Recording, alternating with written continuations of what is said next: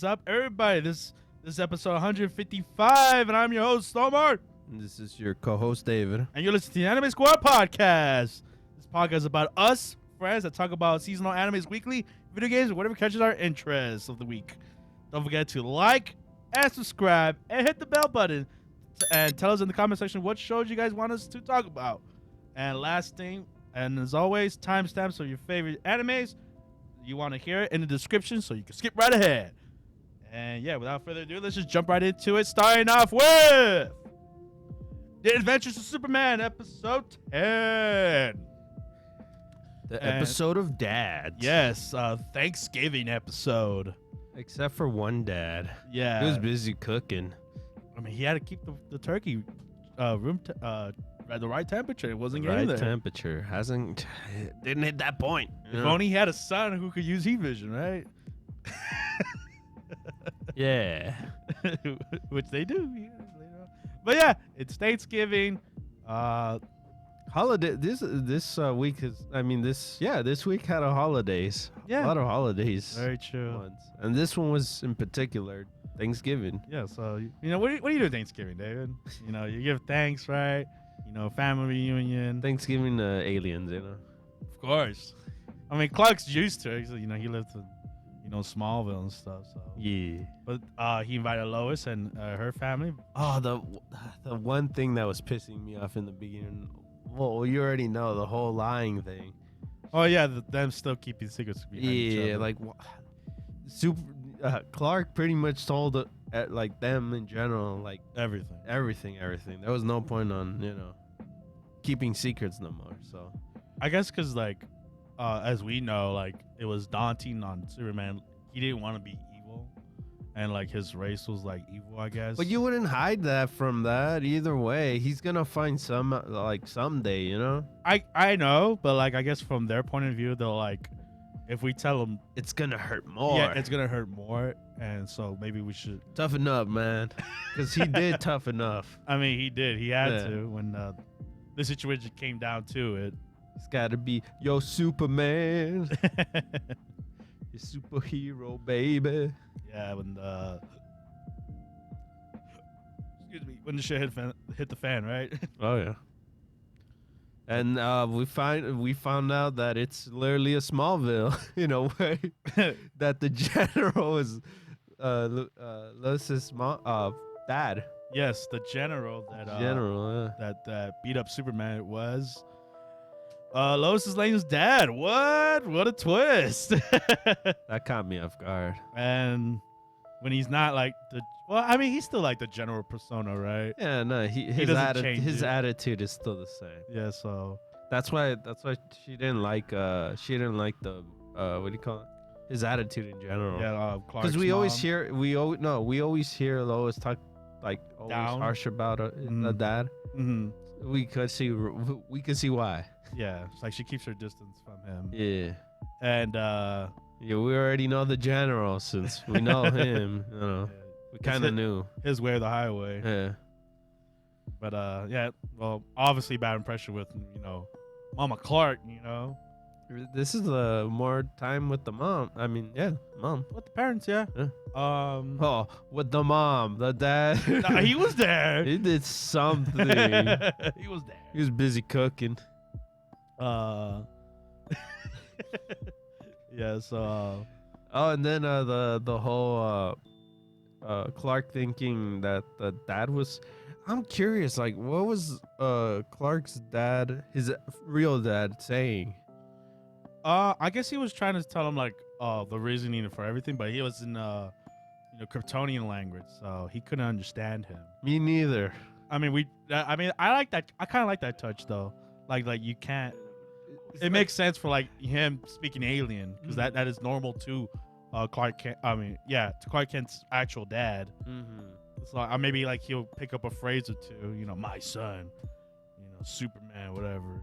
I'm just curious. Well, because I don't know that much about Superman, so I'm I want to know what he was trying to say in general, because I don't know what he was what he was sent there for, stuff like that. Well, basically, from if he no, but what if it was different here? All right.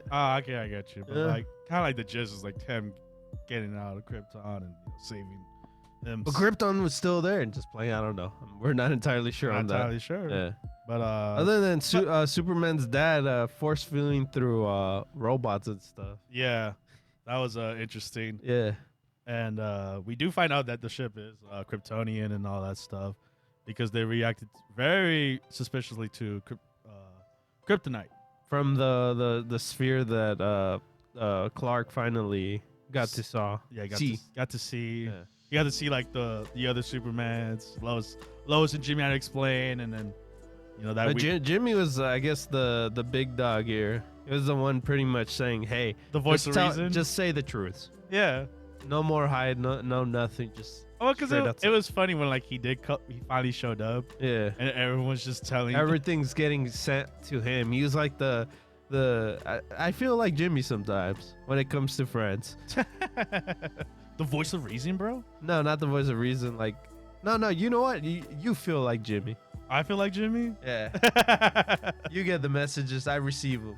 Nice. Kind of like that. I mean, cause like Jimmy's like he can understand, and he's like he won't play on sides and stuff like that. Yeah. So it makes sense why everyone would go to Jimmy, goes including the to dad, Clark's dad. Oh, jeez. It was like, what am I doing here? That was funny. I love that little bit. And he's like, God, I'm done. I'm here for turkey. But yeah, like I love the ending for him. For Jimmy? Yeah. Oh, the whole. I'm rich. I sold my flame bird. Flame bird, yeah. For like. So is it done? I guess. So no more flame bird anymore, huh? Well, because now it's the Daily Planets. The Daily Planets channel. Yeah. So. That's crazy. Hey, smart move by him. Hey man, he got his millions. Hey, he took some tips from Ninja. No way. That's crazy. So good for him. But I guess the main squeeze, the kryptonite infected Superman, infected the ship that he came in. And then that I knew already. Superman's weakness is kryptonite. That's his only weakness. But not only to Superman, also to the robots. They react very unusual when exposed to kryptonite. Yeah, every Krypton. It's funny how their names are Kryptonians, but kryptonite is one of their weaknesses, right? Yeah, or their weakness in general. Mm. It's like they live and die to that stone, right? Oh, it's weird, huh? If you guys are more like Superman fans, like is kryptonite located? Was it located in Krypton planet or all that stuff? I'm very curious. Yeah. But yeah, since the ship reacted to that, it activated a portal for the other Kryptonians to come in, or I guess the other army forces to jump into the portal, like that day happened in day 0. Oh, I love that whole scene where Clark, no, not Clark, Lois's dad was just like, the general was like, he started calling everyone like, hey, yeah, get over here, this is code code red, get over here, this is not a drill, this is what happened the other time, day get 0 over here. Yeah, no, yeah, I was about to say, like, he had like PTSD of that day, and he was like, I'm here, it's in Smallville, get everyone here. And at the end it was like, false alarm. And Mandeville was like, what? Excuse me? You know how much money it is to send forces like that? I don't think she said that, but yeah. That's how I would say it. Probably thought she knew it was probably true. No, yeah, like it wasn't Clark's fault or whatever. Like he's not the bad guy, which the general was seeing more and more. But that's the mission. He's gotta obey orders, man. Execution probably gonna happen to him. Damn. And I think the biggest tease of, once they close the portal on we see the man in the suit talking to another man in a suit. Yeah. And he says the very famous lines of a very famous Superman villain. Who is it, David? Batman. No, it's not Batman. Batman's brother. He's playing Batman. Doesn't have a brother. Imagine. He's an orphan. No, it's General Zod. Kneel. They will kneel before me. Or his actual so far what I guess he said. Mm. We don't know if it's him yet until he removes that helmet, right? Yeah, most definitely. But I think just from like little information I know about Superman, I've heard that line many times. And it could Tell me be, in the comments section if it is. yeah, very much so. I could be very wrong. That could be General. Another Hoo-ha. general. Could be the general, you know? Call the General. Yeah, call the general. Jeez. But I like to put money on that. I like to put money. It's General Zod. It would make sense, like, because he did come out alive during the Kryptonian explosion. But yeah, this is all different, and hopefully that tease is true. 'Cause it is a good villain. What other Superman ability are we getting? Is that all his abilities? No, he needs X-ray. He hasn't done X-ray, right? I think he did He did? for like a bit. Like see through walls and stuff. Yeah, because to find Because all I remember him doing is the eye thing, the laser eye. Hearing like he could hear everywhere. Super strength, of course. We already know that. Flight, he already did it. What else? That's it. That I know. his cold breath. Oh, he hasn't done that, huh? No, No, he hasn't done that. his ability to rejuvenate in the sun. Yeah, hasn't done that either. It's been cloudy those days. It has. It was very cloudy in Smallville. But hey, you know, I like the end of the episode. Oh yeah, I like that whole like suicide thing he did. I like that whole moment. Oh, like him sacrificing himself? Yeah. 'Cause that is what Superman does. Yeah. Even in the last episode, he's willing to sacrifice himself to save, you know, The Earth. people he loves. Yeah, and the people he loves. Yeah. So I like that they're keeping Forgot that. to say that. That was cool though. Yeah, keeping that characteristic of Superman. I'm just curious what's in that piece that fell off of the ship. If it has like Kryptonian stuff. That the tip of the ship. Yeah. I don't know. Since he blew up the dad's ship. Mm-hmm. Yeah, he did. Yeah. So now we just have that big ass piece that is on the floor now. That gently landed. Well, we saw like the other side of the ship. It did blow up.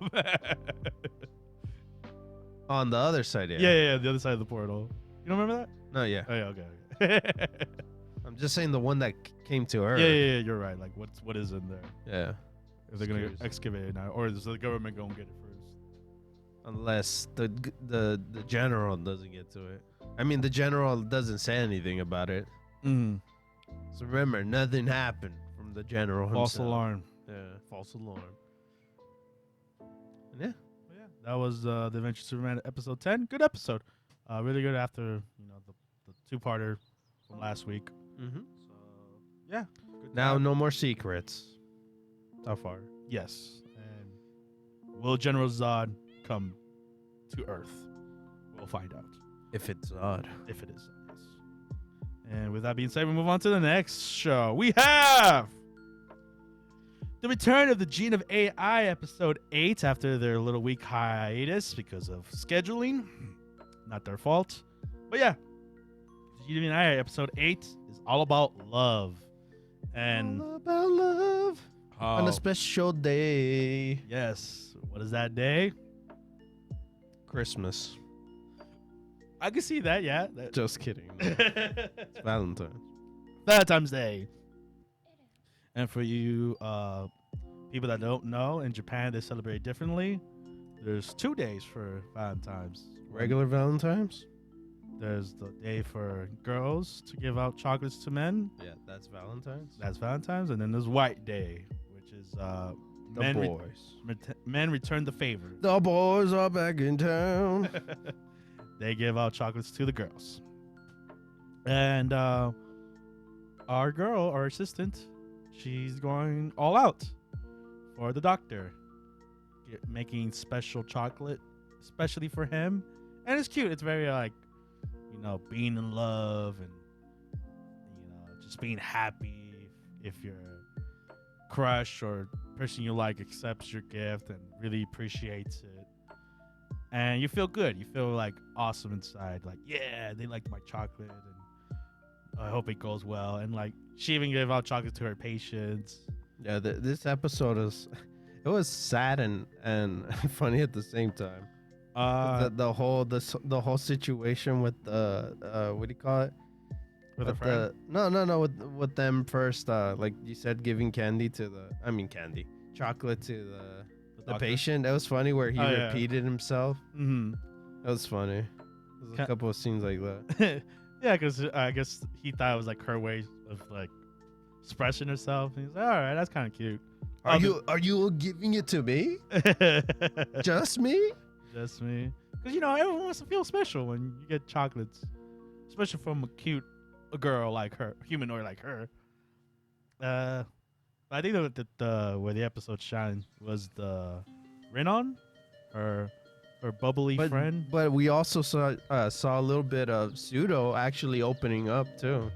Oh yeah, because you know, He never opens up. well, because he really like appreciates his assistant very much.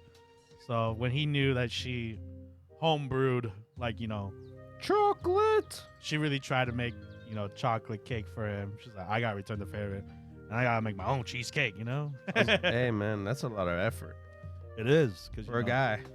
Oh yeah, most definitely, because, you know, guys don't cook, especially desserts. Desserts like the hardest thing. Unless you're a chef. Yeah, and if then you're awesome. But but most guys, because I don't know how to cook. dude, desserts really hard. Dude, I can. The only thing I can make is cup of noodles, man. Nice. Like packaged cup of noodles? Yes. Oh, okay. Hey man, you're being honest, bro. Yeah, I'm sorry. To say Can't make a that. huevo? Yeah. I mean, eggs? No. Eggs and ham? No. Easy, bro. You can make him. Yeah. I can make an omelet too. I'm gonna do fromage. Damn. But I'm not good either. Like sometimes I burn chicken and shit. Nice. Live and learn, man. But yeah. So yeah, like David said, Dr. Suda makes special cheesecake for her, and I felt like he was like a scientist right there, just cooking up the cheesecake, you know. yeah. I feel like being precise and like did the measurements go, because that's what you really have to do in baking. Like make sure you have the right amount of sugar, right powder. But since he doesn't like have like sometimes emotions, so he's like, it's hard to read them. yeah, Yeah, I get you. he's like reading it like a math book, you know. But yeah, so that was sweet. It was very sweet. Oh, and I guess before that, I guess now I notice more with the humanoids with Reese. I can't say her name. The assistant? Risa. Uh-huh. Yeah, Risa in general, like her like appetite is like yum kind of thing. Like instant done. Yeah, instant done. I'm like, oh, okay, so this is how humanoids eat. I thought it was just her. I don't know. I felt like maybe it might be like that since, you know, humanoids are like like. Can you say half humans? No, right? It's hard to say, right? I mean, yeah, you're right. You're half human, half robot. yeah. I mean, that's what it is. Yeah. Then this episode this really revolves around humans and humanoids. Oh yeah, because I guess because we're skipping around the main thing. Yeah. But like the main thing is you know, the assistant's best friend, who she thinks she's a bride of joy. There's a reason for that. You know, she really likes Breezy. Yeah, Breezy. That's what she calls her, nickname her. And she's like, it was tough to watch, man, because you know, like I was saying earlier, like it's very great to be accepting of your gift, and like the significant other like accepts it and like really treasures your value of it. While with her, she had someone too. She just didn't know she was getting received, because she was like, "Oh, you like girls." Yeah, that was crazy. So that whole situation was like, damn. Yeah, man. And you know, you ever had a relationship or been in love with a significant other who doesn't feel the same way? You hear those famous lines, "Let's just be friends," or "I don't see you in that way." And That hurts a lot of people. yeah, it's just You never like hearing the friend zone area at No, all, ever. No one wants to be there. And you know, she comes to the doctor. She's like, no, and she's like, yeah, how could I get rid of love, like as the emotion? which for some people maybe that might be the best solution because love is cursed. Love is a drug, and sometimes it could hurt you instead of help you. And the doctor really wanted to the best friend to not take that choice. Yeah, because I don't think it's the best choice either. Cause It's not. I mean, you're removing an emotion that's not supposed to be removed. yeah. It's like telling a crazy person to remove their crazy, you know? Mm-hmm. Or like what other one? Or you be no longer sad, then you're not human no more at that point. Yeah, having seems weird. empathy Yeah. or like laughter, joy. Yeah, you just remove that one thing. It seems weird every single time, you know? It changes too, because he even said, like, this is going to affect your other emotions, not just one emotion. Mm-hmm. So even though you want to get rid of love, this is going to affect your loneliness. Yeah, like you're going to feel lonely. Yeah, and sad. And, this could end up bad in a way. Yeah. Because you don't know where it's going to send you. Emotions are crazy. Mm-hmm. And but she went through it. It's just like I think this is the best choice because my significant other did not like me, and I hate this feeling. And I guess that's just the lesson in this episode. Is like, what if there was an option to get rid of your emotions, Mm-hmm. and how far would you go to do it? Oh yeah. And I think the ending's the saddest part. Is like it's like a what if scenario if the assistant did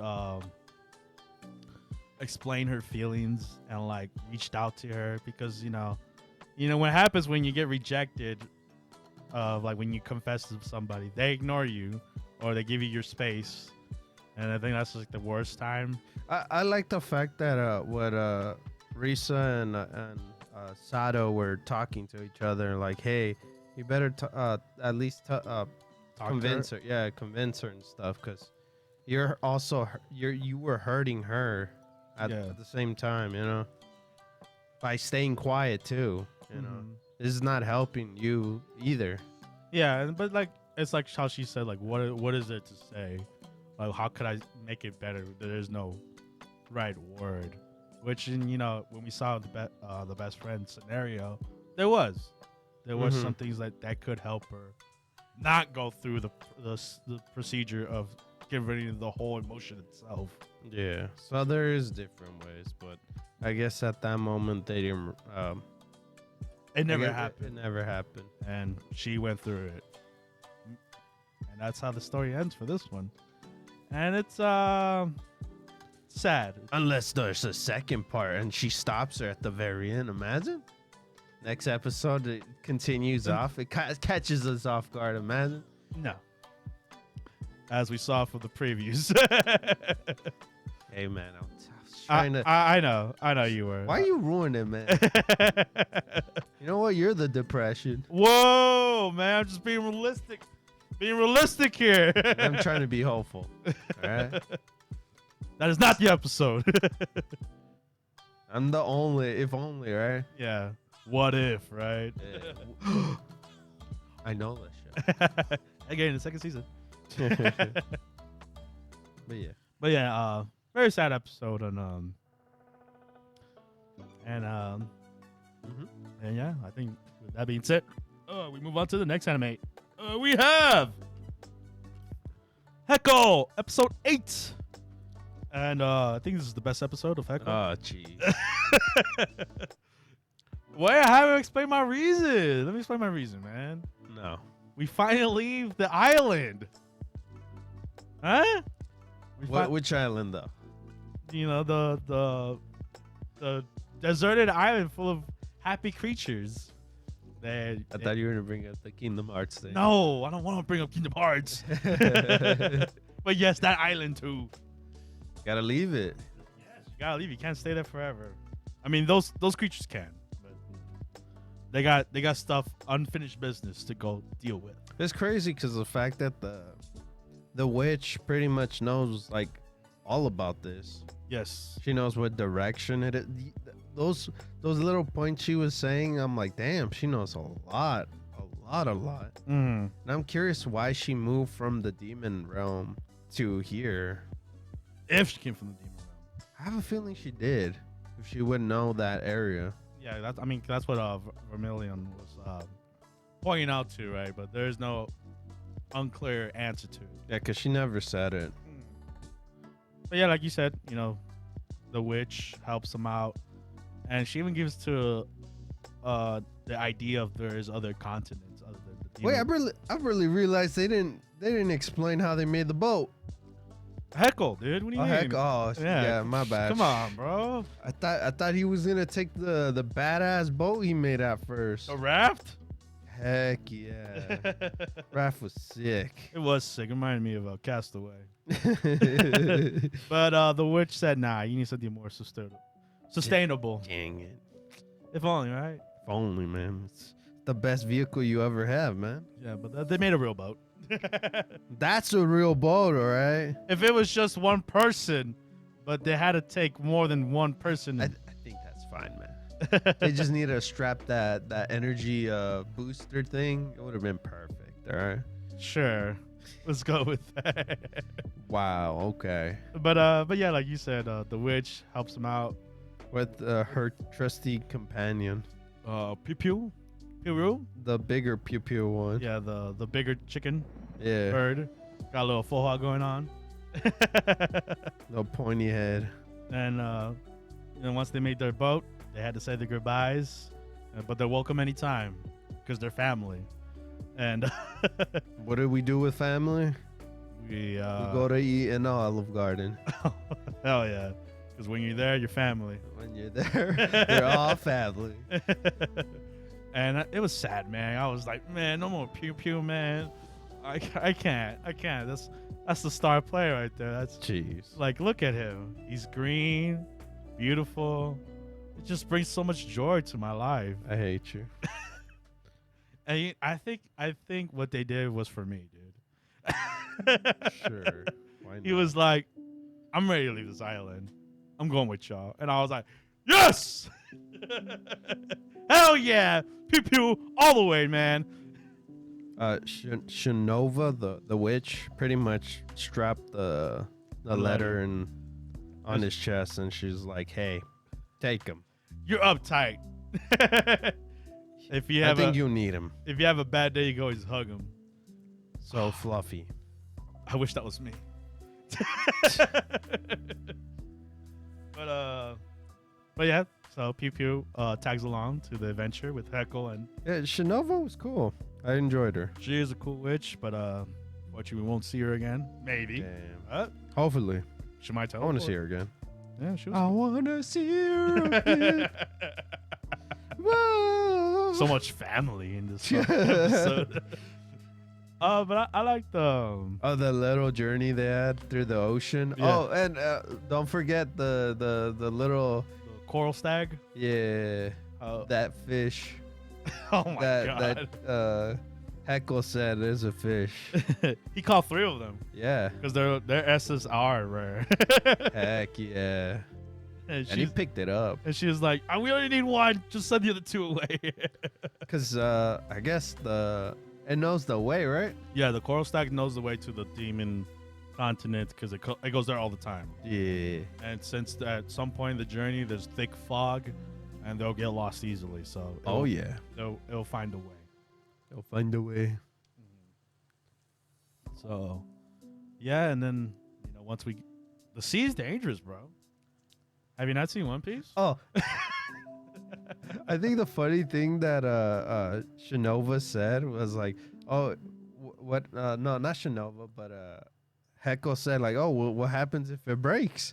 Well, you start rowing the boat. I was like, It's I got easy. that. Easy. Easy. Yeah, you're talking about the machine, right? Yeah, Yeah. because that's their boost Yeah. to get to the island. It reminded me of the Odyssey, like when Odysseus gets the jar Mhm. of winds. It's like whenever they're in trouble, they could just use that. Oh, okay. Yeah, that's how it reminded me of. But since this is more of magic, so she uses her magic to Her magic ability to boost it out. boost it out, because the big old octopus. Kraken? Yeah. and then stuck in the whirlpool too. Man, how are they gonna get out of this situation? End of the episode. Oh, because the Kraken comes in Yeah. and attacks. I feel like Heckel's just gonna come and slam him or something. Yeah, I don't know. He's gonna do some crazy. It's gonna make him to sushi. Oh yeah, they're gonna be eating tonight. They're gonna be eating good. Him and Pew Pew. Memorial? Vermilion? I can't say her name. It's hard. Yeah, her. What about her? I hate that she keeps whining over his food, that how good it is. But why are you whining over good food? You could be eating potatoes or like Coral Stag. Yeah. Or Pew Pew. You could be eating dirt or something. I don't know. At least you have a good cook, man. She doesn't want to admit it. She's a very tsundere character. Tsundere, man. So tsundere. So tsundere of her. Yeah. But yeah, fun episode. We finally left the island, and we'll go back to what's happening with the rest of the army and the humans. If they could get to them. Ooh. In time, yeah. But yeah, that was Echo episode 8. Anything else you want to add, David? No. All right. That being said, move on to the next anime. We have Regine of the Seven Spellblades, episode 9. And the gang's all here. We're here. We're chilling. And this episode is we need to name this group. Yeah, for like how long this episode? 9 episodes in. Yeah, and they're finally naming their group. And I was saying to you when we were watching it, I was like, man, this is finally the first episode where everyone's kind of together. Like, no one's split up. And it was boring me to death. Yes. And I wish they were split at this point. I wonder how many. The one thing that pissed me off this episode is like they love visiting that damn labyrinth. I can't. Like, I don't know. I want to see the castle, the school itself, but we never adventure in the school. It's always like the labyrinth. So, yeah, we end up being in the labyrinth. Well, because the labyrinth's nighttime. I know in the night, but we could still see the day. What happens in the day, other than class? Daytime school, nighttime's, the nightlife, bro. Don't they need to sleep? Sleep's for the weak, dude. When you got magic. Oh no, they did go to sleep because Petra is transforming. Yes, and it's still not adjusting to the new body because not adjusting to the female form when he transfers. And but hey, I like the fact that the friends are known now. Yes, Pete opened up to them about him being reversey, and the girls are like, oh, since she could be a girl, apparently women can store magic in their womb. Yeah, that's badass. Wonder what special thing we have, right? Nothing. Whoa, damn. Big sad. Big sad. But hey, he got storage magic. Let's go. Let's still get smollywopped. Yes. Those fights were boring. Let's go. I know. After that build up from last week about like the fights or whatever. Let's go. It just kind of skips through it, and we skipped. We skimmed through two fights, I think, right? We do. And then the whole episode's about the labyrinth, them basically making the group guild in the labyrinth. And that the labyrinth is RPG moments. No, maps. Oh yeah, like random traps. Traps. You got a selling lady and NPC seller. Yeah, man. And an encounter with cooks. Random people in who are legendary apparently, and they're also part of like class, a different class. Yeah, like one guy runs it and stuff. Like he's a famous cook, hunter, I guess. And the reason we sound kind of like vague because the episode's very vague about the whole journey with the labyrinth. And stuff. And this whole secret base they found. Yeah. And they form a group called the the rose swords because Namini, she is. She got everyone together in one area. Yep. And This like is what my country. did. Yeah. We put our swords together and we make a rose, and if one of us dies, it will never be the same. Because roses have thorns. All right. Yep. Bret Hart. Bret Michaels, my bad. I love that song. But yeah, and that's the end of the episode. I'm still confused with the whole Oliver's secret cult. Oliver knows everything.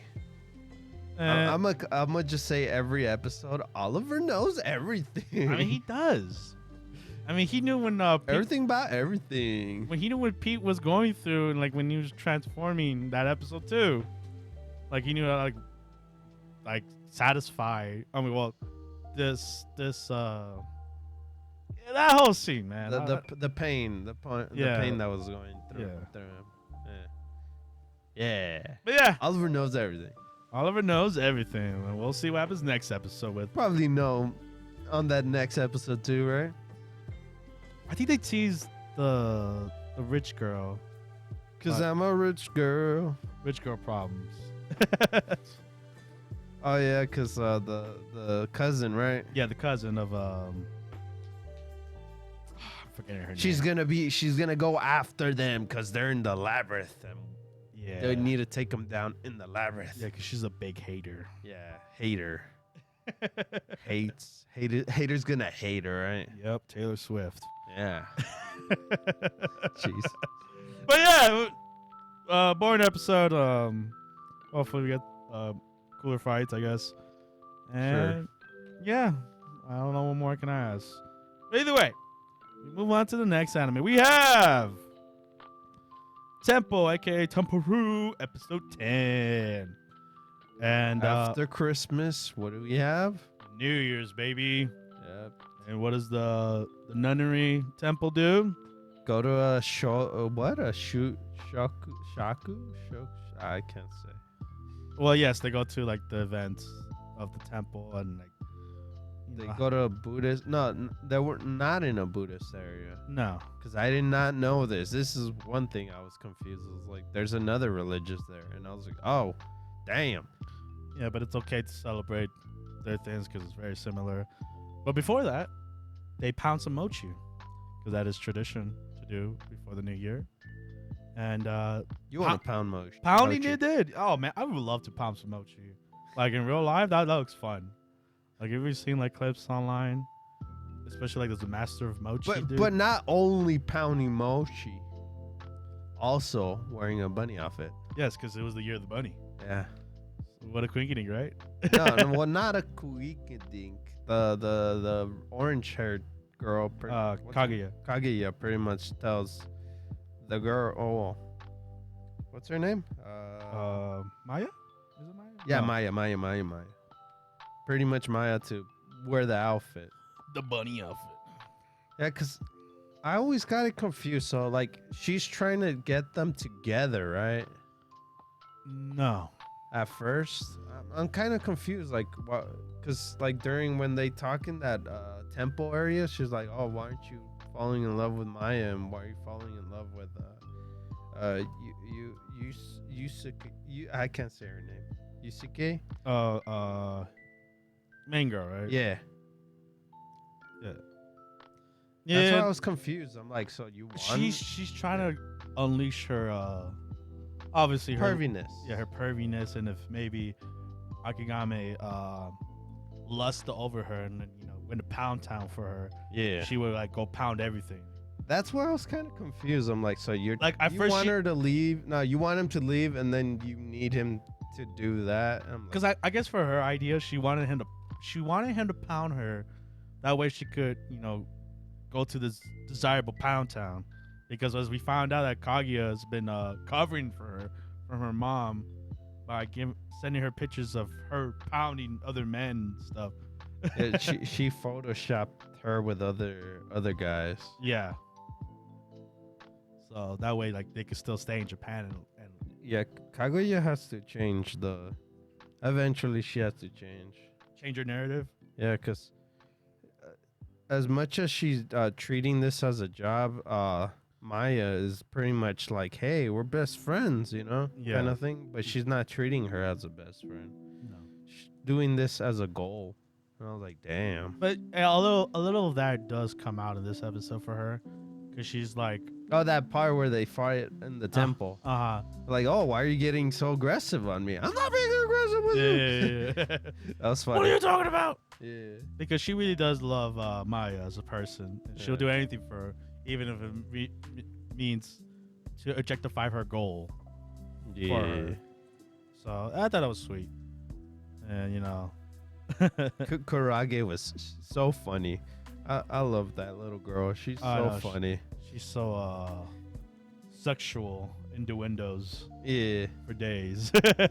She's doing it out of fun. Yeah. And she's like, I'm a woman. And then at one point it's like, all kids get free candy. I'm a big kid.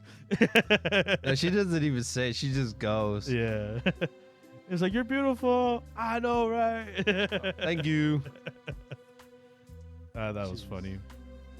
Yeah, the most funniest part where the rest of the girls have the bunny outfits, but she literally has a bunny outfit. Yeah, she has a bunny suit. There you go. Yeah. That was hilarious. And the face she would make too. It was funny. She was like, I didn't get the memo. This is the wrong bunny outfit. Oh man. God bless.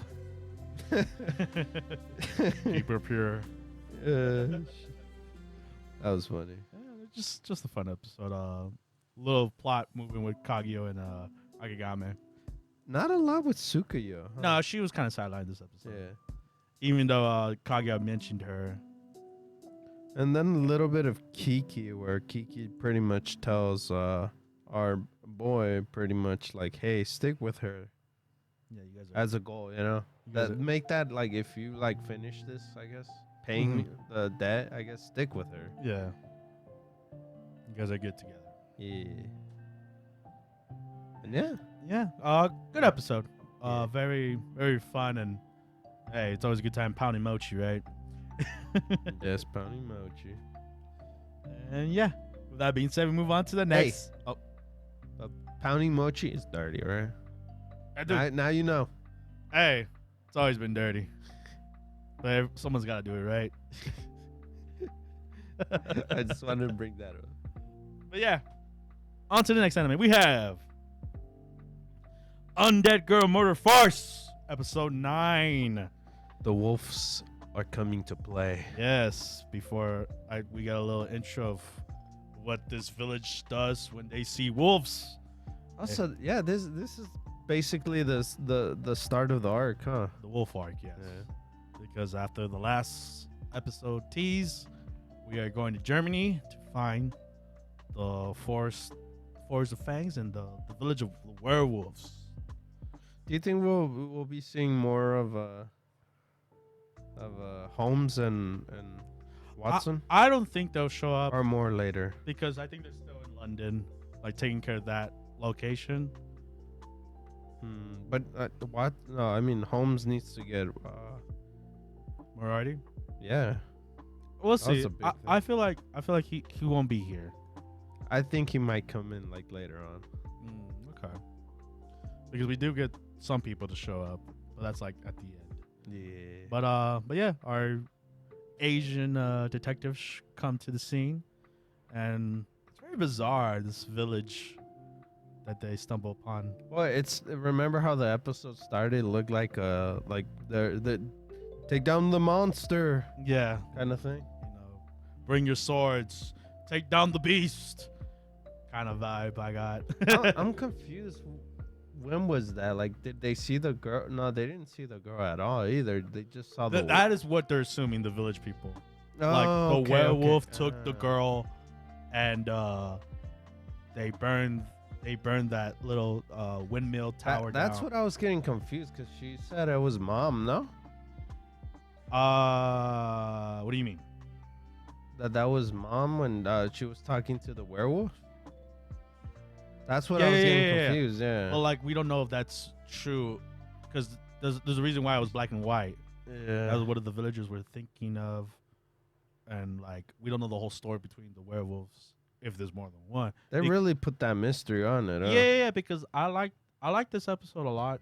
I mean, I like the show a lot now. It's like they put some loopholes in there, you know, like that whole thing that you said about her being the werewolf kind of thing. Yeah, because the gang get to the village and they're not welcomed. By the way, they're like, oh, Well, they're terrified of monsters in general. yeah. Once we see Aya, they're like, oh, get that monster out of here. The head? That's a monster. Immortal being. The monster mesh. It's just funny seeing a shotgun into her head. She can't die. You could do it, but who's gonna solve this for you guys? Exactly. So obviously they lead her to the crime scene, and she's literally bluntly telling them what she's seen and what she think might have happened. Which, what I'm thinking as well, the girl is the werewolf. The little girl that they think they got kidnapped by a werewolf. I think she is the werewolf. Damn! Imagine this is gonna be her first time Because not of being right. because of all the incidents that happened in that village, they're all girls, right? And they're all young. But I'm curious, they found the bodies all ripped up, right? Yes. But we don't know if that's Curious, them or like maybe when they untransform, they don't know how to heal themselves, maybe, or that is still like a mystery. Yeah. But that's what I'm thinking because of how the crime scene looks. Because if a werewolf did come into her room, why is nothing missing in her room? Did they bring a bag for her? And like, things are not adding up to suspect a werewolf to come into her room, because you saw the chimney itself. It's small as hell, and like the window. Santa Claus could fit through there though. I mean, he's a legend though.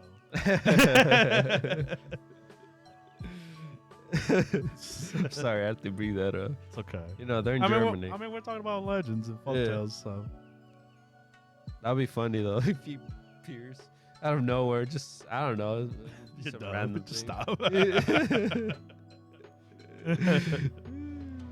But yeah, I really like how Aya is explaining everything to the mother and father, even though they don't want to hear it, So Yeah, because their way is the right way, right? of course, and they already don't like them. So. Yeah. But yeah, that's how the cookie crumbles, and we'll see if my theory is true, and how did it go down. And like I said earlier, I guess the white coats, that organization, they sent another 2 hunters. And Moriarty's on his journey also over here, Yes. so we'll probably be seeing them. Mm-hmm. What were they called? The blankets or the? Oh, the blankets. What was the other thing you made fun of? The location. Oh, the hold my dwarves. Yeah, he was trying to say the werewolf thing. You're right. The village itself. Yeah. But he was just making fun of it. Hey man, keep it character. He funny, man. He's a funny dude. He a funny man. But yeah, I mean we're in it for the big one with this mystery, and we'll see if we find the werewolf town. I am the werewolf. They are the werewolf. Oh yeah, and then apparently of course, like in every like Village? location, like the one thing I thought of Scooby-Doo, like don't go to that area. It's forbidden. It's forbidden and bad. Don't go to that place or you'll die. Kind of thing. Yeah. But they're still gonna go. Yeah, I mean, Even though you tell them not to go, that's they're where gonna go. that's where the clues is at. Yeah. The most dangerous place, that's where it definitely is gonna be. Yeah. So even if the village chief warns them. It's funny because you're like, you guys are still gonna go. All right, I'll work with you guys. Yeah. So, That was funny. I thought that little part was funny. we'll see if we find the missing girl / werewolf. Or Yeah. werewolves. Ooh, yeah, I could be right on that too. Mm-hmm. We'll see. I've been proven wrong in this show, so we'll see. With that being said, we move on to the next anime. We have My Happy Marriage, episode 9. And Miyo Not looking good for her, man. Not looking good for both. Yes, both Koto and Miyo, their relationship is on Life alert, just play. They're not really opening up to each other. No, they're still, because obviously Miyo doesn't want to bother Koto with her problems. And obviously, he's busy at work, trying to solve the whole demon ghosts that are still roaming around, Damn. causing a ruckus. You know who's causing a ruckus? Our man from last week. Yep, Tarata. Yeah, Arata. Yeah. Are very, I guess, smooth talker guy, I guess. I mean, he's not trying to get at me or anything, but he's just like, hey, I've run into you, and now I'm running into you here, and you look worse than before. Yeah, the feeling I'm getting from this guy is that he wants her to go with him because he knows that our boy isn't, I guess, how do you say, like, he's not compatible with her, I guess. Because all the points he was giving out were kind of true. Yeah. Like how? But the thing is that it would, like, both of them aren't opening up. Yeah. They both at fault. Yeah. For not opening up to each other, even though Koto has at times told her, like, Yeah. you could come to me, like, you are not alone. Like, I've heard you.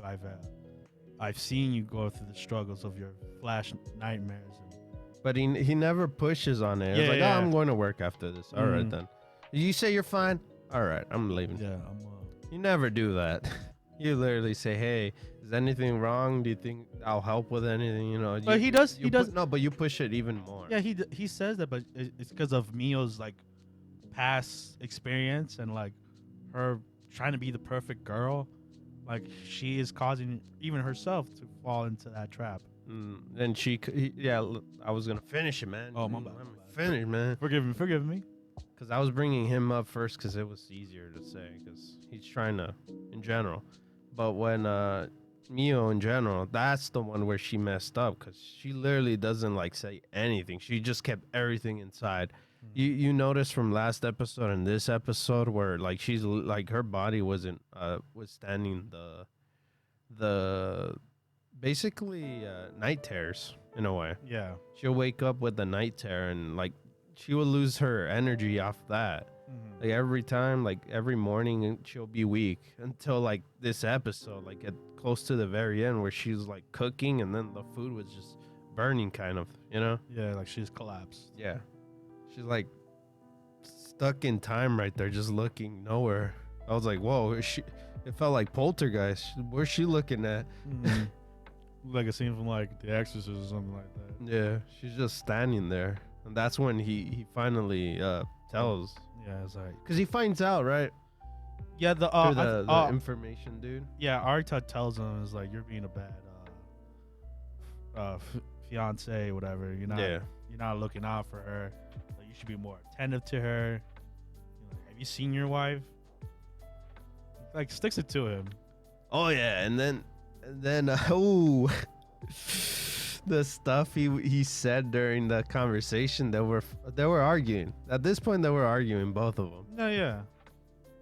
And he said something he wasn't supposed to, and that affected her so much. I'm like, geez. Yeah, because, yeah.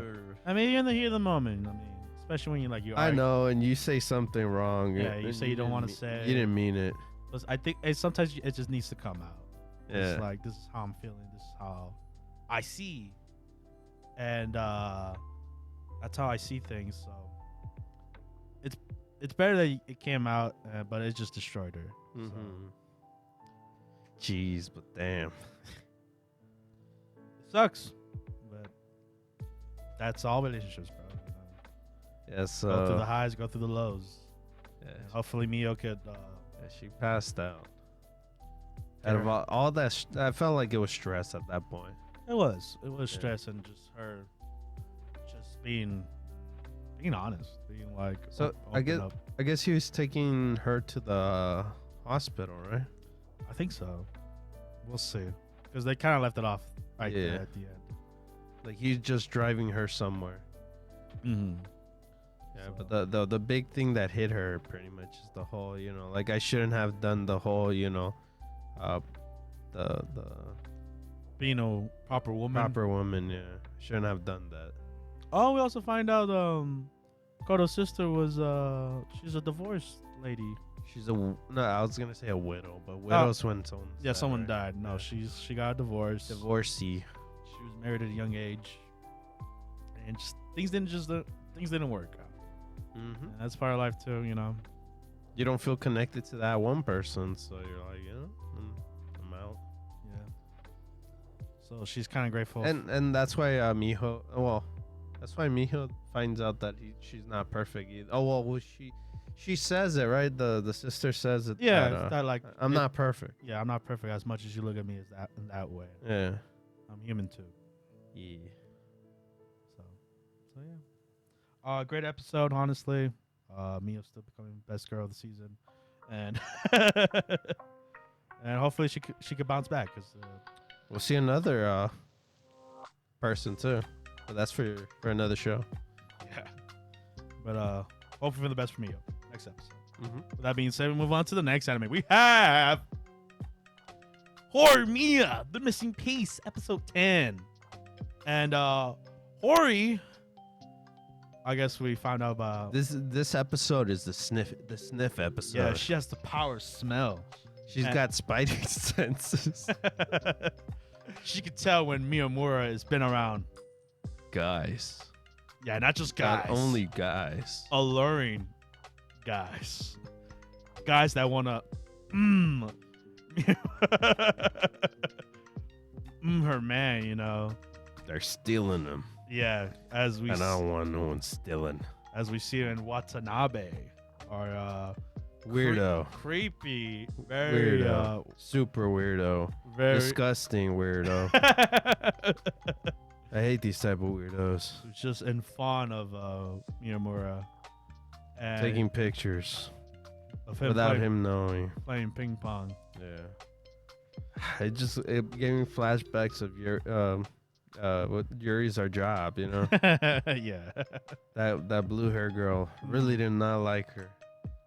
And now when we saw that episode with the whole camera thing taking pictures of him her asleep and stuff, it brought me flashbacks of that. I'm like, PTSD right there. I'm like, oh, no. You got Vietnam flashbacks. Yeah. I've been here before. No. Well, luckily it's just only the first half. And I like the fact that Taru was like, I was Taru, man. Like, bro, you being weird as hell. Creepy, man. Dude, are you all right? You need stop it. Can you not do this? Get some help. But hey, you know, it's just a big fan, I guess. I don't know. I got and Hori was not. She was not digging that vibe. Nope. She hated the fact that Watanabe's scent was all over her man. Yeah. And she was being aggressive. Super It's aggressive. like a boxing ring. She went into the ring right now. She's ready to fight. She was like, how would you feel if I was around other men by, you know, you smelling me like that? And he's like, I wouldn't know. Like, I don't got the power of smell like you do. The scent is crazy, right? The power of scent is crazy on women. Yeah. They know. They know everything. They know. But I like how Miramura tries to do the same thing Hori does and just smell his guy friends, and he's like, nah, this ain't working, Chief. It's not working for me. At all. It was just funny occasions with the guys. Like, what the hell was that about? Like, is he trying to kill me? Is he trying to like, sniff my... Why? But Hori and Miyamura get into a big fight. And, you know, she's like, you gotta leave. Because you got Watanabe smell all over you again. I hate you. And she slaps him. leaving him with a Nelly bandage on his cheek. And It was okay. and then I like when he comes to school. They're like, Yeah, I think this part in general, I enjoyed the other couple, Yuki and Taru. yeah. They were always in the background. They're like, what the hell is going on? It was so funny with those two. Like they're always in sync. Yeah, because when you're looking at it outside, you're like, it's really petty. It's really like, why? Yeah. And I like when Hori comes in, she got a little bandage. Like, oh my god, what happened to you? And they're like, did you slap Hori, dude? He's like, nah, not at all. And then we find out what happened. That was funny. Yeah, that was hilarious.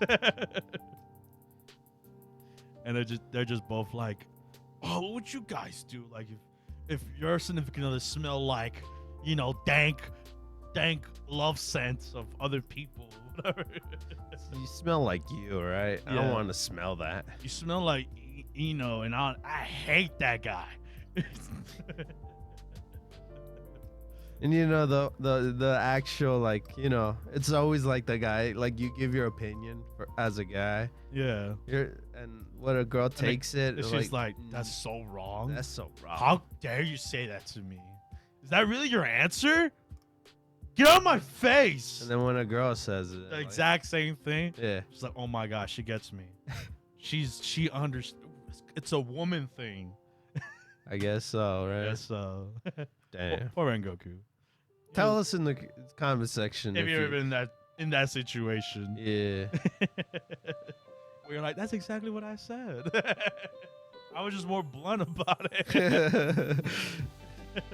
That's the problem, man. It's just, we're too blind, and they're like, I can't accept that. We're like a chicken, We looking, but we don't know what to say, man. We're just like moving around like, what? What? That's what I said? Okay. But, Hori and Miyamura being the best couple, they talk it out. I love how opposite they are. Oh, yeah. While our Taru and Yuki are like similar at times, the other two are like polar opposites. Well, yeah, because, Hori likes to get a spanking on. And No, she wants it. she wants to be dominated. Yeah, because she's always the, dominee. Like, she likes to dominate, but I feel like she wants the opposite for her. Exactly. But Miyamura's just a nice dude, Nice dude, yeah. He doesn't want to say anything mean, He's just a nice guy for that reason. I thought that was a cute part at the end, even though he still said sorry, even though it wasn't his fault. Like, he still felt like he had to say it, Yeah. Hey, Couple man. thing to do. That was adorable. Yeah. I mean, it goes to show why this couple, it really works in the main show too. Mm-hmm. So it was cute to see. Oh, that end part too. Damn. When he went for the kiss. Yeah. Smooth operator. Smooth. And I think that helped the relationship there. Oh yeah, most definitely. So it was cute and sweet. And I just wanted to point out the whole sweater thing. Oh, It was so dumb. yeah, because it was whose sweater was it? I think it was that one guy, but I'm Yeah, not because entirely sure. it was in the main show, right? When it happened. No, it wasn't in this one. Oh, okay. Because I remember that. He was also in the main show too. Because I remember that scenario happened too, and they explained whose sweater it was. Because they didn't say it in this one. Mm-hmm. But yeah, that was funny. Remembering that. But yeah, Horimiya, just another great episode. It was refreshing to see the main couple get all the attention this time.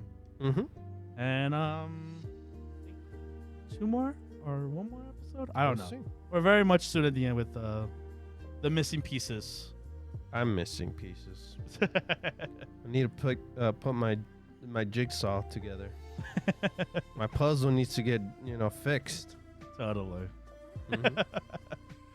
But yeah, with that being said, we move on to the next anime. We have The Duke of Death and His Maid, Season 2, Episode 9. Episode 9.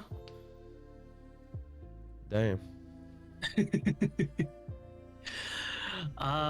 So, man, this is very I like that we went back to talking about like the main plot now. The fact that it's like very Bocchan heavy and just like Daleth heavy in general. Like there's way yeah. more Daleth now, which is nice since she's not antagonistic at all. She's not a bad guy. Nope. That's what They, I enjoyed. the beginning part where they're trying to where Cuff basically unlearned the alphabet. Oh, jeez. Oh, G's. Oh, the letter G. Oh, God. That was great. That was a small little bit, I guess, right? Yeah, of course. You know, like I like that these episodes are now like they feel very comfortable in like just having like these non-serious moments and stuff, which is really nice. Mm-hmm. But then we of course go back to talking about like the main thing, which is Bocchan's curse and kind of what they can do to rewrite it. And here it's like, yeah, we do get more info from Daleth, but not a lot. Like I feel like at this point there's not really much else to be said, I think, with Daleth. Yeah, because other than she's willing to help. Because I think the sister basically didn't share as much of the information to the sister, so she was like in the side most of the time, right? Yeah, pretty much. Like, because you pretty much in the flashbacks you always see Sade in front and Daleth with her mask like in the side. And like I've said this before in a couple episodes prior, but like I'm pretty sure this is pretty much confirmed that Daleth has completely fallen for shoot, I keep forgetting his name. Not Victor. Walter, yeah. She's pretty much fallen for Walter. Pretty much like copying like his mannerisms and like his hate boner for Bocchan. And then I guess a big one was about the mom. Oh yeah, Sharon. The fact that up until Sharon, like whenever Sharon was around, I meant not Sharon, but I meant the Bocchan's actual mom.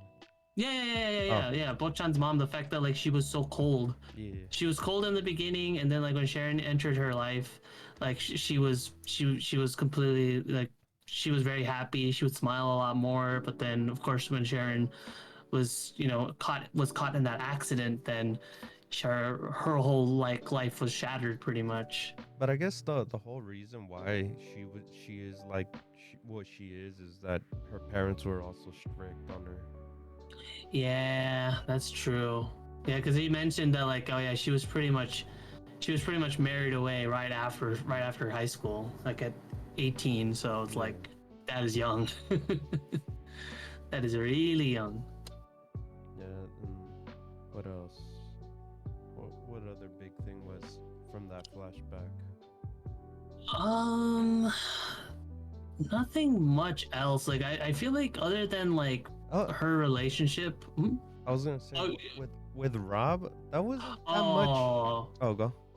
Oh no, yeah. No, I was gonna add on to what you were about to say.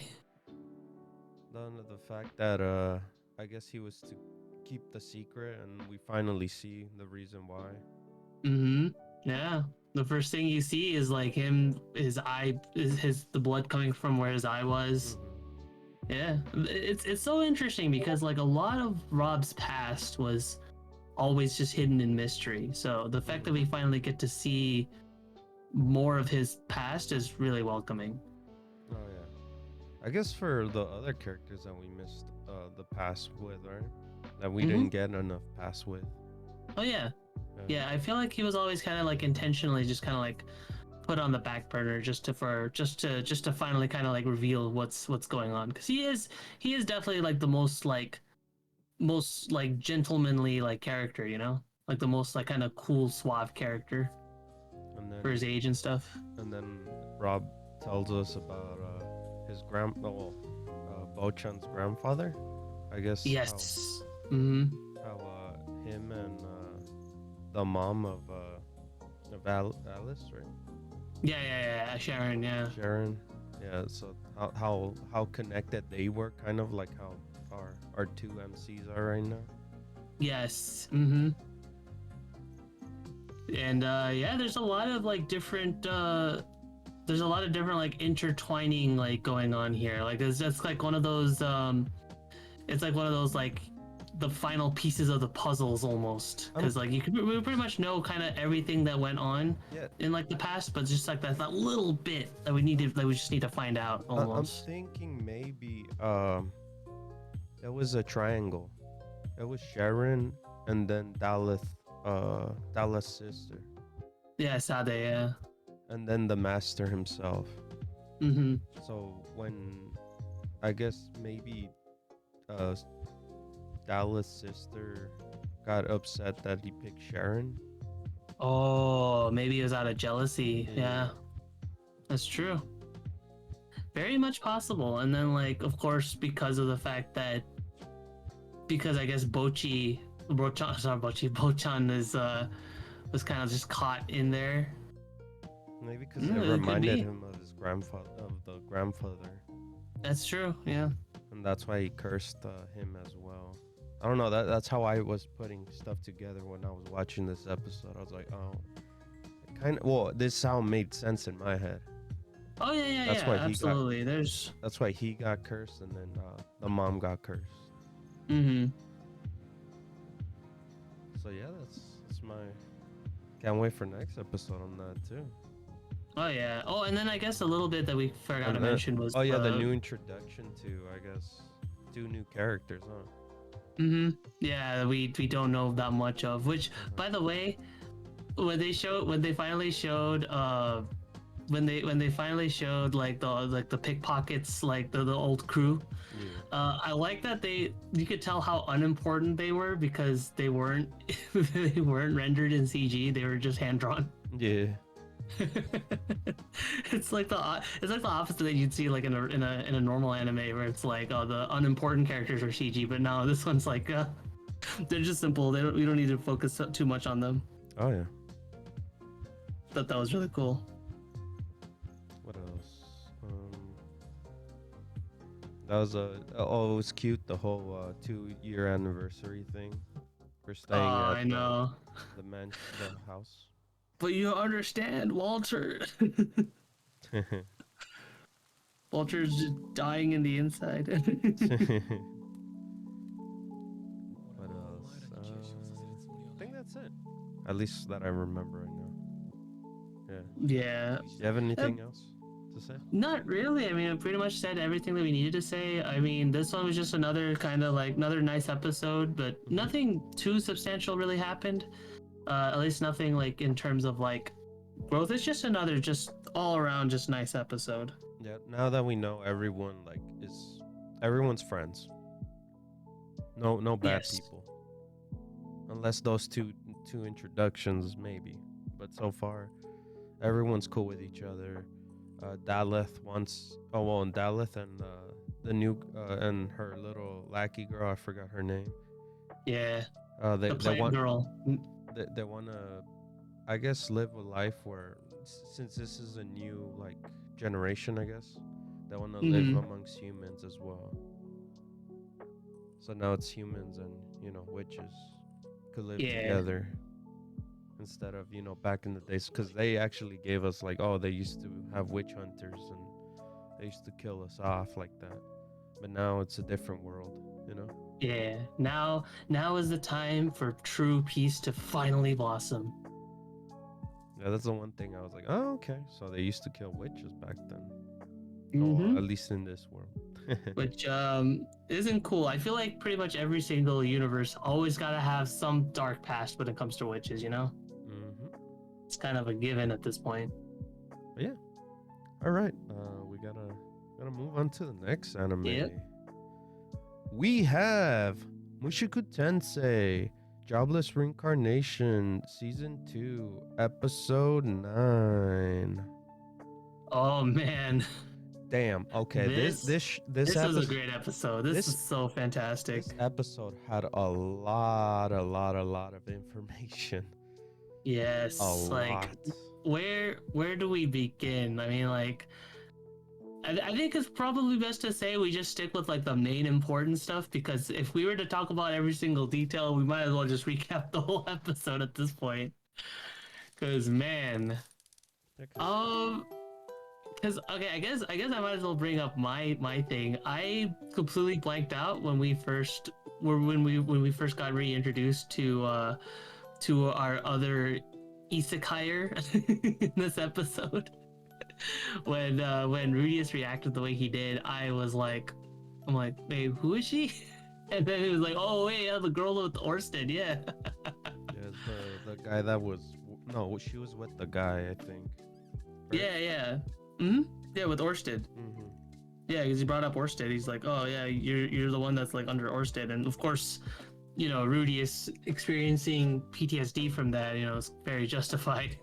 But yeah, so we finally got to know this character, and Mhm. it's Shizuka, yeah. and she's isekai as well. Yeah, So it turns out that Kugatsu this is turns out this is the girl that Rudius was trying to save in his previous life, and yeah, but it's interesting though because her method of being isekai'd. Okay, I made this comparison, and I'm gonna say this right here when I was watching it. Her method of isekai is similar to Samurai Jack, where she gets teleported rather than dying and then reincarnating. Mhm. And also big one, especially with the last season of Samurai Jack, she doesn't age. 5 years passed and she has not aged. She pretty much still looks like a high schooler. And I guess the major thing on this one is the fact that she doesn't want to be here. She wants to go back. She actually has a life that she enjoyed Yeah. from before, yeah, I'm curious. from her old life. I'm curious how some of these like what would happen if she returns and it's not the same no more since time has passed, or do you return back to that time? I feel like, you know what? I'm gonna say it again. I feel like it's gonna be like Samurai Jack, where she goes back to the exact moment she disappeared from. That's my hunch. I mean, again, I could be wrong. But we're going to ahead, but- of course. Yeah, we're going into like fan theory Speculations. territory. But guess overall, I mean, I feel like And we've then- definitely made a lot of progress in terms of finding out about the whole mass teleportation thing. And then That's for sure. the big thing was that the whole situation between those two is that she wants, she needs help with magics and she has no mana. Yeah, I found that very interesting. They were literally mentioning how corpses all have mana, but Mhm.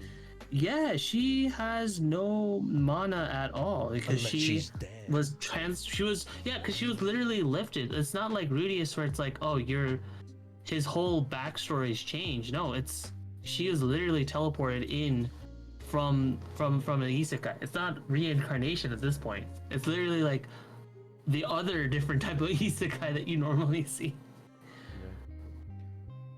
And I guess there's another isekai person, right? Because she mentioned names, if I remember right. Yeah, she was mentioning like Akito and like other stuff. Like, yeah, there's actually like multiple people that have been isekai. Like, it's kind of interesting because it sort of reminds me of Shield Hero. it's sort of Shield Hero, but actually more so with like, I don't know why, but it kind of reminds me of like Reincarnated as a Slime, because that one also had like like these classroom of like children that like have been isekai'd and stuff. Or just like I guess just like anime in general that have like a lot more isekai. Because up until this point, we just thought it was just Rudius that was like the only one. But now it's like, oh, we find out there's multiple people. And they were not like Rudius. No, they were all summoned, right? Oh yeah, and she even mentioned because she was even confused because she didn't know about the whole reincarnating thing. Like she thought that he was like European or American or something, which makes a lot of sense because she's Japanese. Yeah. Oh, I like that touch where they're speaking Japanese and so Sophie is basically like, "What are you guys saying? Speak to me in my language." it's so crazy because that's such a throwback because I completely forgot that like they're not speaking Japanese. The first episode literally shows Rudy is hearing their foreign language for the first time, but because he's a baby, he was able to pick up on their language like super duper fast. And of course, like, you know, from that point on, all this following speech or whatever like that, it was gonna be in that language or in Japanese. You know what that reminds me of? Remember when we saw Great Pretender? Yeah. How Great Pretender was like, oh, they were all speaking English, but then like halfway through they're like, okay, we're just gonna show this in Japanese. Oh man, I miss that anime. Yeah, that was really cool. And like, oh man, Sylphie was like, she exploded. I don't think I've ever seen Sylphie like upset as much as she was. Well, yeah, just like Rudius, she went through a lot. Parents. Oh, I know. We don't know where they're at. She went through so much. And then she thinks Rudius pretty much doesn't remember her. Yeah.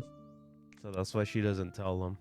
I don't know why. But it's interesting though because yeah, it's at this point it's all on Sylphie really, like because like even everyone else was like, because even even Ariel and them are like, yeah, why aren't you telling Rudius like you like? It's like, oh, I didn't even tell her my name. It's like, what? You didn't tell him his name? What? I don't know. Yeah. To pull the plot more, stretch the plot right there. Yeah. And That's all it is. What was it? Did we cover everything? For the most part, yeah. I mean, other than like, I guess just the last bit, the fact that like they're right now they're going through like a give and take relationship, I guess. Basically, I guess Shizuka's gonna offer information while Rudius is gonna help with mana. Oh yeah, we forgot to mention the whole teleportation. She thinks the new girl thinks it was her fault. Yeah. Yeah, so she was the cause for the whole teleporting everyone everywhere, but she's not entirely sure. Right? Timeline wise, it also checks out because it looks like she was isekai'd in. See, that's why the timeline is kind of weird because it's like she said that she's been in this world for 5 years. And Rudius, according to the timeline, should be like 15 to 16 years old. Unless here, she's like not. currently. Well, maybe, yeah. I mean, but then again, I mean, like, you know, if you find somebody that's been in your situation for the first time, I don't know why she would withhold information. But then again, she is with Orsted, she knows Orsted, so who knows? Yeah, because she kept a lot of secrets without. That is telling. true. Yeah, that is true. So it could be that 5 years could be a lie, maybe, but who knows? We'll see. It's gonna be really interesting to find out when because I'm pretty sure Rudius doesn't know that this is the same girl that he protected. Actually, no. Does he know? I'm not sure. I think he just assumed that was her. Okay, yeah. I'm not entirely sure. Yeah, because she did mention like, oh, there was this other guy that got hit by the truck, but I'm not sure if Rudius reacted to that information or not. Because there's so much. It's so weird because there's so much information that we, the audience, know that Rudius doesn't know, and I think that's kind of like the only part that's annoying me. Like even besides the whole like Fitz thing, it's like there's so many like simple solutions that I'm like, dude, come on, why don't you know this? I don't know, man. So I don't know. But yeah, that was the episode. Overall, yeah, fantastic episode. It was so good. And can't wait to see the next episode. But we gotta move on to the next anime. We have Zom 100 Bucket List of Death. Finally, episode 6. Finally, oh my goodness. Sorry for the delay on this one, since they started doing this on Mondays now. Yeah, so this is this is kind of in an interesting situation because this episode came out technically like the day after we recorded last week. So it's a very interesting kind of scenario, but regardless, we finally have episode 6. And Very interesting. I feel like this is one of those episodes that I feel like was good. It could have been split better. Like the first half was like, oh man, we're getting the RV. But then the second half just kind of came out of nowhere. And it's okay. And I need to mention this right now, right? So the second half, clearly we see the supervisor. Dude, I thought the supervisor was already dead. I thought that was the No, bloated corpse from the first episode. I think that was the main boss. Oh, that was the main boss? Oh, right. I forgot there's the main boss and the supervisor. So Yeah. this one was the supervisor that's alive. Yeah. Okay. The other ones took his girl, or the girl he fell for. Yeah. Like, I remember now. It was Okay. the glasses, big guy. Right. I remember now. Yeah. Yeah, because the supervisor's a different dude. Okay. Mhm. Okay. But yeah, it was funny, the whole RV thing, and then I like that the girl joined them at the end. Like she has no driving experience, I guess, and since our boys know how to drive, she decided to follow them. Yeah. And the whole I like their whole fantasizing on the RVs, like which one should we take? We should take this one, and she's like, nah, don't. We need a one that could take us places and travel. Like it has to be like, how do you say it? Not affordable. What is that word? Practical, I guess. Practical. Yeah. Yeah. So they were trying to find, or like she was trying to find. Hey, her name is also Shizuka too, huh? Yeah. Yeah. Yeah, she's trying to find like an actual RV that actually has like, good mileage and like that's has good traction. But like our boys though, they're all like, yo, this one's like a tank. And I guess she ended up picking a pickup truck. Yeah. And the boys are like, nah, we want an RV. And then out of all being loud, they ended up contracting zombies. So zombies started coming and they randomly picked the RV at that point. Yeah, which is great because that's the RV that we've been seeing for yep. It's great. And yeah, and every zombie apocalypse there's gonna be you find another group. Well, they didn't find another group.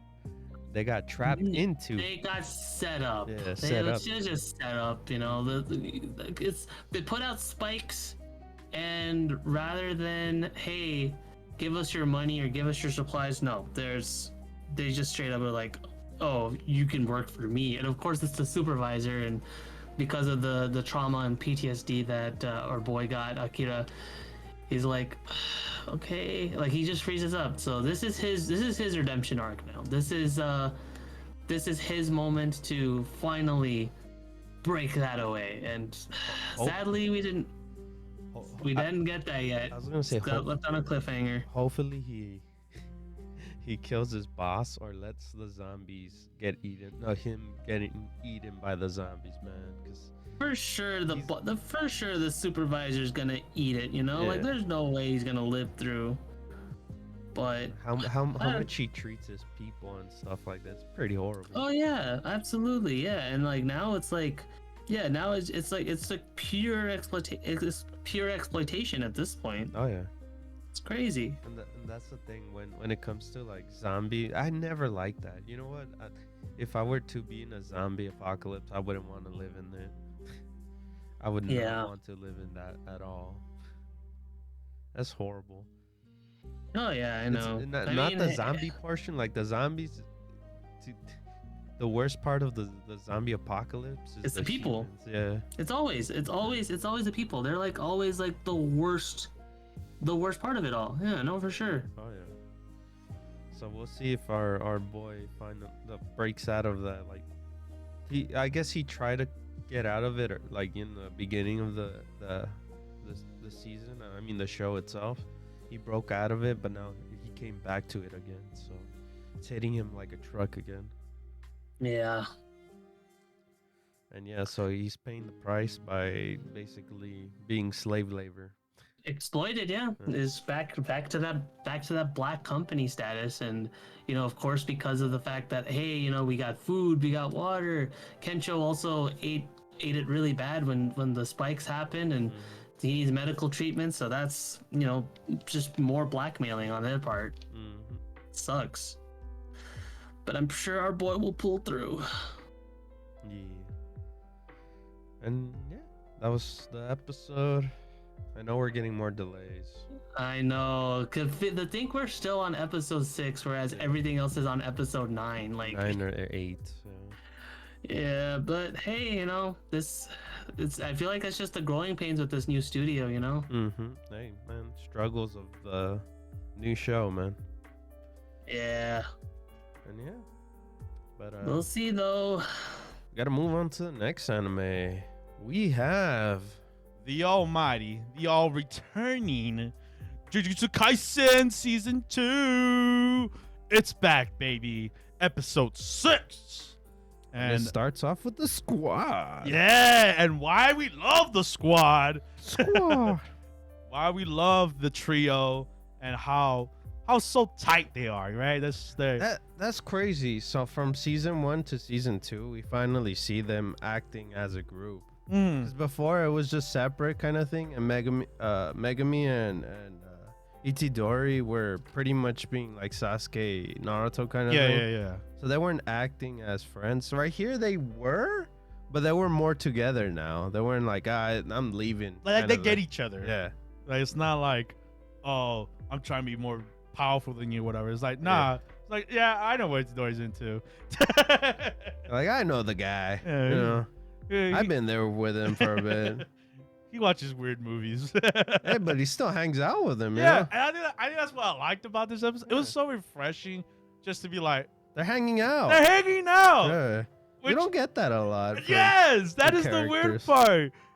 Like usually most of the time in shonens, we're attacking something. We're like, we gotta go save the world, and like when are we hanging Hey guys, out? let's go to the movies. Yeah, let's just. Oh, but I'm busy. All right. I'm leaving too. Yeah, like I don't want to see your movie. I don't want to. Hey, I would. I would watch Itadori's movie. But of course, Itadori, no, well, not Itadori bumps into someone. She bumps into Itadori in a way, but doesn't, Oh, you're talking about the childhood friend? Yes. Yeah, I was suspicious of her a little bit. She's like, who's this girl? And, I thought she knew her. That's why she was in Nabara? Yeah, Nobara, yeah. Yeah. Yeah, she was like, huh? Who are you? And then she explains to her. I really like that story. Just how the childhood friend was a chubby girl who had a like a crush on Itadori, and Everyone, I guess every guy was bullying her because of her weight and stuff. Yeah. But I guess we still need to know a little bit more because we didn't get that.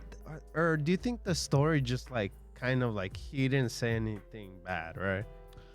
Yeah, because Right. that's what he is. He's pretty like, especially if You don't care, right? yeah, he doesn't care about Yeah. the like yeah, she's not a tall girl with a big ass or anything. Yeah. But from all the girls in our classroom, I think I'll pick her because she got a nice handwriting. I think she's a well-mannered girl.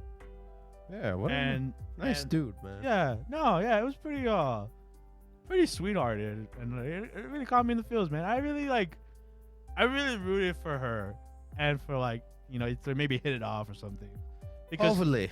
because We'll see. her transformation is amazing. Oh yeah. More Well, power to her. It's crazy, her height and stuff. She had a growth spurt. Yeah, she had a growth spurt. She lost that weight. And it's all the categories that Itadori likes. I love the comedy, man. Yeah. It's just they flow so well. Nobara and her, Nobara and her were funny. they're like, what is Itadori into? And like Megami's Megami like, is pretty much "Oh, explaining. yeah, he likes tall girls, and they're like, oh my god, that's me. My time to shine. And I like how when she first encounters Nobara, she's like, I seen you two. If you're interested in him, go after him. She's like, hell no. And then she had a heartbeat though, She was like, a small one. but not the reason I thought it was. I love how they explain it. She's like, yeah, my heart skipped a beat because the thought if Itadori got a girlfriend before I got a boyfriend, it's really screwing me over. And I'm just like, oh, that's so funny. That's so hilarious. Hey, you know, that's how friends are. Oh yeah, no, that's just funny to me. Like, good times, man, good times. Oh, but big one, bro. The what's his name? I forgot his name. Oh, Mekamaru? Mekamaru, yeah. Yes, Mekamaru. So Mekamaru is a Mole. He was the one that led the enemies into Jujutsu Kaisen High School, well, Jujutsu Academy, and there was a reason for that. He wanted his body back, which it makes total sense in his perspective, because he's been stuck in that tub thingy majiggy. Oh yeah, he had no he was missing parts. He was a RoboCop. Yeah, in a way. Basically. Yeah. So he made a deal with the devils, and I'm surprised that the Matia, I think the hand guy, and Geto really kept their word, which was shocking to me. Mahito. Yeah. Mahito. Yeah. They kept their word. They're like, yeah, I'll fix you up since you helped us out, I guess. But once I fix you, I'm gonna kill you. So let me get that one-on-one with him. Come on, man. Let me get some of that action. Let me fight him. Yeah. You know, but keep your word. Give him his body. And like, you know, we get the fight scene with, you know, his mecha little robot servants, kind of like Ultron bots. And I know, I felt like I'm watching a mecha show, man. I was like, what? It was cool. Yeah, he made this giant mecha. Like, where did he make this? That's why they were surprised too. Was he Tony Stark? He built it in the cave. The box of scraps. I was amazed. I was like, damn, okay, I guess, yeah. But yeah, I think hold on. My favorite scene in this whole episode was Toto and what's her name? I'm forgetting it. May. May. Yes, May. The girl with the front hair. Yes, And it was amazing. I love that scene. The match of ping pong. Yes, that was fun. That was super fun. And they just explained to each other why they made their choices to bump the brother. He's my brother. My brother, it's a die. And just like, you know, Toto doing his powers in the swing of the ping pong. Yeah, he even does a clap on the paddle itself. Yeah. But he was outwitted. Yeah, which shocked me. I was like, what? Well, he was shocked completely. She's like, at what? The end. You're winning? When did this happen? It's because his brother. He got distracted so hard. How much brother bonding he has with Itadori. Man, I'm so glad to see Toto again. Such a fun character.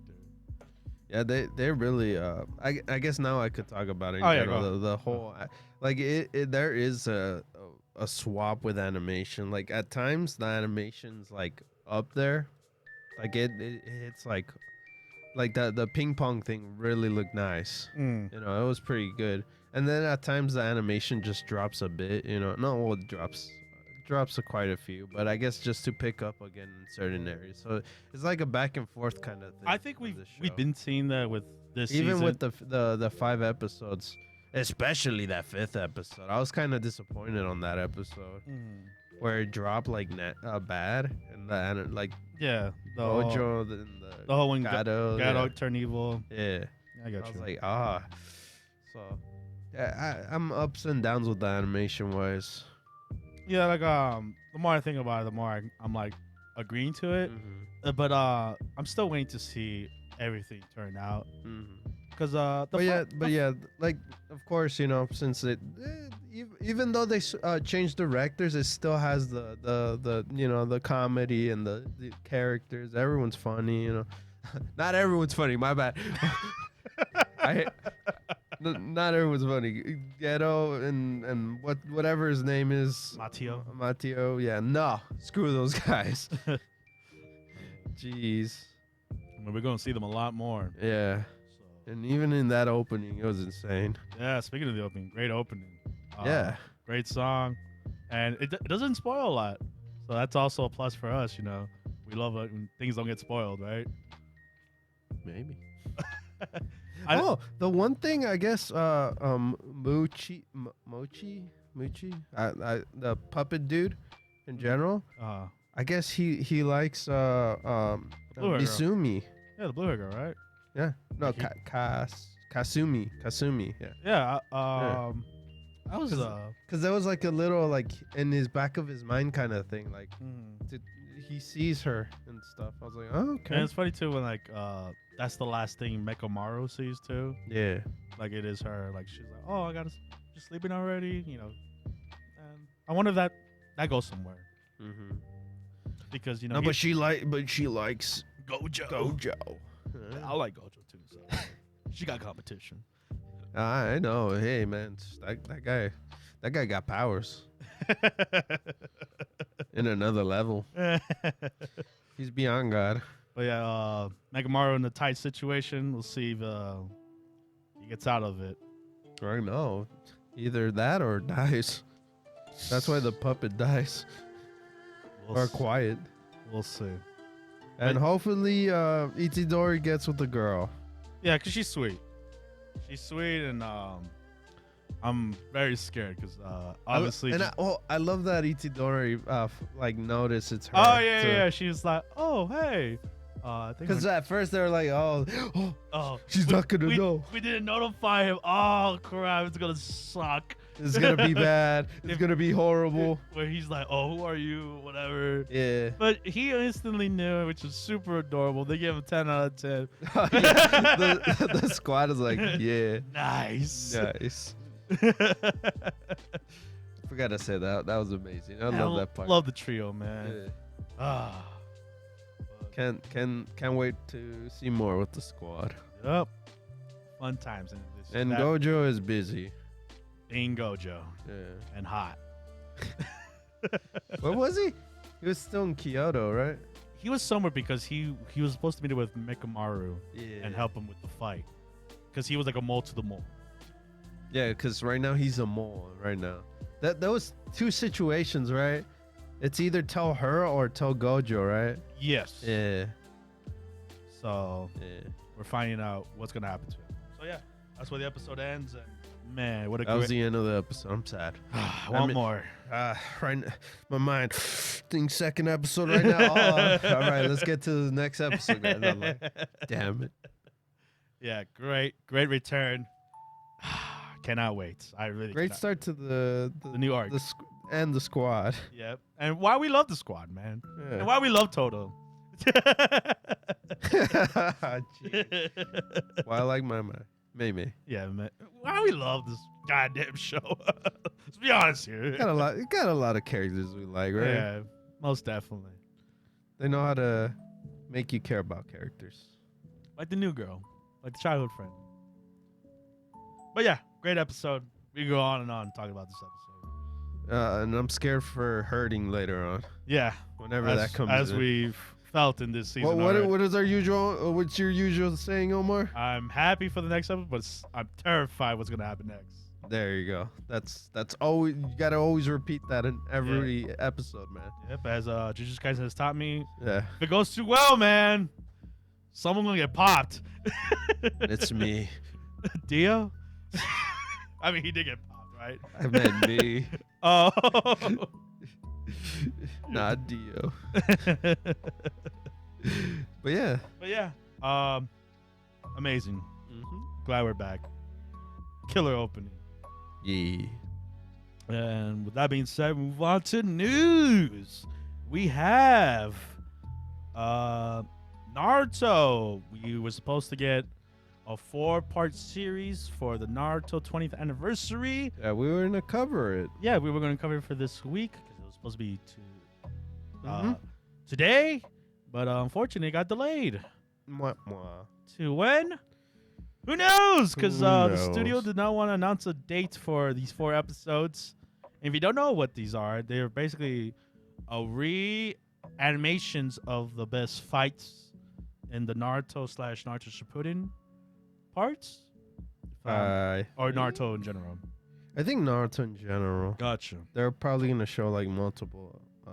So they've been teasing, returning artists. Yeah, because it's been 20 years ago. You know. Yeah, so people like Flo, the other artists, they're redoing their songs. Well, not redoing their songs. They're doing covers of the original, those original openings. Yeah, so, Like Go mhm, and Viva Rock. exactly. So, And I think they should have picked other ones at least. damn. Yeah. What was it? Opening. What did I say? 6 or 5? 5. 5. Yeah, For me, 5 and ED 1.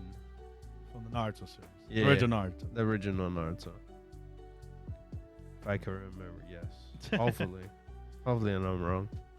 But yeah, there's like a lot of songs they could have picked. There's so many to choose. What about you, man? Oh, you know what I'm gonna pick. Which one, man? It's the second one with the Asian Kung Fu Generation. You mean the one they're doing, Go, right? No, that's not Go. Yeah, Is it Go? I think so. Oh, let's go. But Flo's covering it, I think. Oh, you're right. Yeah. Yes, you are. Oh, I Yeah. guess I got what I wanted. Yeah. But you're getting it covered by Flo. yeah. Just like the ED is also being covered by another group. Yeah, but I mean, I guess I got what I wanted, right? Yeah. But if I had to pick, I guess the second one would just a normie answer, Fighting Dreamer, by Flo. Okay. Yeah, because you already picked the other one, so Yes. I had to pick a different one. But yeah, But 20 yeah, it was gonna be a 4-episode long each week, I guess, right? yes, each week it was gonna be One episode. one each episode of a different fight, impactful moments. Week. I'm curious how they would do it. That's why. I mean, from what I remember, they teased the Naruto versus Sasuke fight that they Mm. were doing the first time ever. Oh yeah, from the manga. From the manga. No. When The they pages. when they fought at the water temple the first time. Well, the water shrine thingy, whatever. Well, yeah, this was all to improve the animation, right? Yes. I think so. Yeah. That was the reason why they delayed it. Yeah, so it might be the end of the season or beginning Who of knows? the upcoming season. Hopefully, Hopefully, with the end of the year, because then it will no longer be the 20th anniversary. Yeah. Hopefully they get it done. Or fix the animation more, I Mhm. guess. So hopefully they get to that, and we'll be waiting. And Trying we'll- to hit that nostalgia again. Yeah. With that being said, we move on to our last news. We have PlayStation Plus service. They didn't even announce it. It was kind of like people saw on their blog or whatever that they kind of dropped it out of nowhere. Their subscription services, They're raising the prices. yes, and And it's gonna be A on lot. September 6th. next week. Yep. So if you haven't updated your yearly subscription, Do it now. Even though you have like 4 months left, put it in right now. yes, because it's a lot, man. It is what is it? So it's insane. So the price in general, it's $60. Mhm. That's regular 12 months. Yeah, which And is, then it's gonna go up to $80. which is $20 that- increase. Is it 20? Yeah, from 60 to 80. Oh yeah. And then from the plus one, that's 99, and then it goes up to 134. Jeez. A lot. And then of course the last one, that's The Ultimate Edition, 120 to 160. 160, yeah. which Well, which is not a lot compared to play Xbox Game Pass. Game Pass, that one like you pay $16.99 each month. Oh, they actually increased their prices too. Yeah, and they're like totals like 200 and something a year. So it's not as much as that one, but at least that one offers more games. No, new releases. New releases compared to this one where you get just older games kind of thing. Yeah, and I think that's what PlayStation is missing the point. Yeah. They're like, if they could do what Xbox is doing, like, hey, a new Spider-Man 2 is coming out. If you get the big membership, bam, day one, you can download it your PS5 and play it. No, but we're going off topic. The important part is that the price is like horrible in general. No, yeah, it's price gouging. Yeah. Oh yeah. And it's like unflattering even for me, like who pays it yearly. No, and this is like more trouble for like, you know, kids in general. Like they don't have that type of money. Like they could barely pay for like a game, you know? Yeah. That's why a lot of people are playing free to play games. Yeah, because The $60. No, even to regular like adults too. Like, hey, paying for like 2 or 3 games is bad. no, yeah, Yeah. it's a big commitment. Yeah, because what if it all adds up? Like you add what you pay for like Street Fighter, what like Tekken, what else? What other games coming Mortal out this year? Kombat's Mortal coming out. Kombat. Jeez, all of that is just gonna kill your Starfield. wallet. Yeah, Starfield's coming out. Oh, Yeah. it came out already. and all that adds up. Mm-hmm. And I'm like, jeez. And plus, now that the PlayStation Plus comes in, jeez, dude, at that point, get a computer. No, yeah, that's what a lot of people are saying too. Like, might as well just buy a PC if Yeah, you're willing to spend that much on subscription and the PS5 every year. and the games. Yeah. It's just Hopefully, I don't know, people buy it enough to like, so they could push it down, because that's bad. yeah. People need to actually get on that and tell them like, hey, lower the prices. At least, I don't know. I mean, no, that's not even $10 more. I think the price is fine for what it is. They're not giving anything incentives big, you know. Yeah, they're not like- changing anything. I think Yeah. that's the most scummy part about it. Like, Yeah. everything stays the same, but their prices increase. What? At least add something else to that. Yeah. If you're gonna, The 2 games a month isn't like, oh, like you're not giving me like games that are like, oh, look, this is, you know, This is the- triple A this kind is of the game. new game of the month. Yeah. You should check it out. This upcoming month they're gonna add a Dead franchise. Yeah, Saints Row. Yeah. That their studio shut down as the day of the recording. Yeah, so they're adding a Dead game to their Game Pass. I mean their free to game, the 2 free games. Well, The monthly free games. Yeah, monthly free games. Yay. Jeez. So And sometimes even the free games are not even worth getting. yeah. Yeah, so I don't know, PlayStation. You guys gotta do something, man. And if you already paid for the thing, they're gonna still honor that until the next year comes around. Yeah, so make sure to buy it before the 6th. like I Yes, said. the 6th. So that's very soon. So Get your if you're willing to play more PlayStation Online, I would do it now. yeah. But yeah, But hopefully they